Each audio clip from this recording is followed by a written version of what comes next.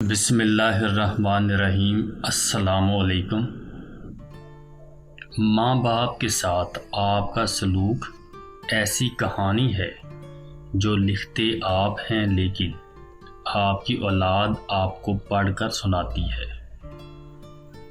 زخم وہ روشن دان ہے جہاں سے روشنی آپ کے اندر داخل ہوتی ہے۔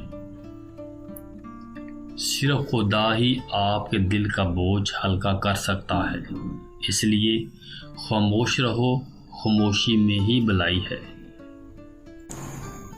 غم مت کریں، جو چیز آپ سے چھن گئی ہے وہ کسی اور شکل میں آپ کو ضرور ملے گی۔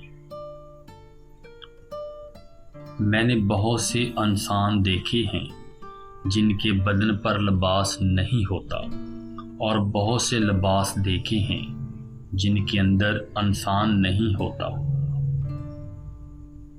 جس نے حضور مصطفیٰ سے تعلق پیدا کر لیا اس نے اپنی نجات کا راستہ اختیار کر لیا۔ درویش کے علاوہ دنیا کے باقی لوگ بچوں کی مانند ہیں جو دنیا کے کھیل میں مگن ہیں۔ اپنی آواز کی بجائے اپنے دلائل کو بلند کریں۔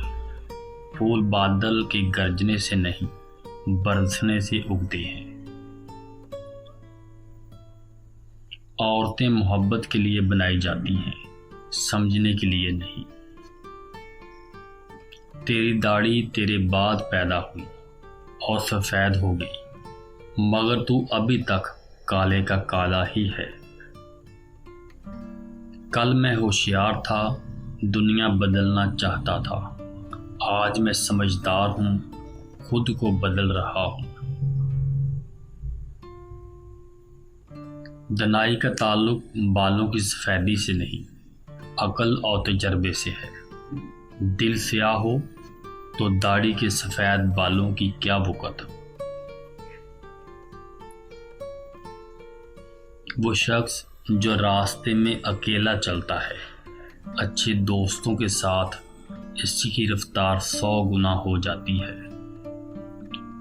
اگر تم عظمت کی بلندیوں کو چھونا چاہتے ہو تو اپنے دل میں انسانیت کے لیے نفرت کی بجائے محبت آباد کرو۔ کنواں کھودنے والے کنویں میں جا گرتے ہیں۔ کوئی برا آدمی سزا پائے بغیر نہیں رہتا، اور اچھائی جزا پائے بغیر نہیں رہتی۔ حق پر یقین رکھو اور باقی جو ہوتا ہے ہونے دو۔